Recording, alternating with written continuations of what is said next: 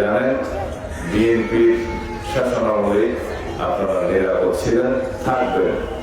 আমাদের দলের প্রতিষ্ঠাতা শহীদ রাষ্ট্রপতি জিয়াউর রহমান এদেশের সকল ধর্মাবলম্বীদের ধর্মীয় স্বাধীনতা নিশ্চিত করেছেন। তিনি এদেশের সকল মানুষকে নিয়ে এই ভূখণ্ডের মধ্যে যারাই বসবাস করে তাদের সকলকে নিয়ে একটি জাতীয় পরিচয় দিয়েছেন আমাদের, যে আমরা কোনোভাবেই কোনো ভাষাভিত্তিক বিভক্তি চাই না, ধর্মভিত্তিক বিভক্তি চাই না।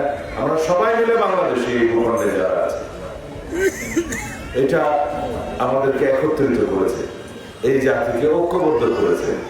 আপনারা স্বাধীনতার সময় এদেশের স্বাধীনতার পক্ষে ছিলেন।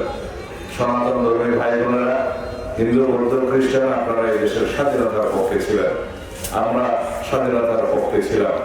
আমাদের দলের প্রতিষ্ঠাতা শহীদ রাষ্ট্রপতি জিয়াউর রহমান এদেশের স্বাধীনতার মহান ঘোষক, সম্মুখ সমরে যুদ্ধ করে দেশের স্বাধীনতা অর্জন করেছেন।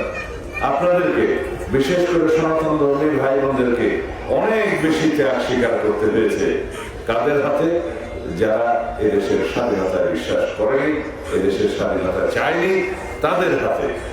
আপনাদের পূর্বপুরুষরা যারা এখনো জীবিত আছেন তারা জানে 1971 সালে কাদের হাতে তারা নির্যাতিত হয়েছিল। সেরকম একটি ধর্মভিত্তিক রাজনৈতিক দল আজকে নবরূপে নির্বাচনে দাঁড়িয়েছে। তাদের হাতে এই দেশের সকল নাগরিক নিরাপদ কিনা সেটা আপনাদের কাছে প্রশ্ন করে দেওয়া।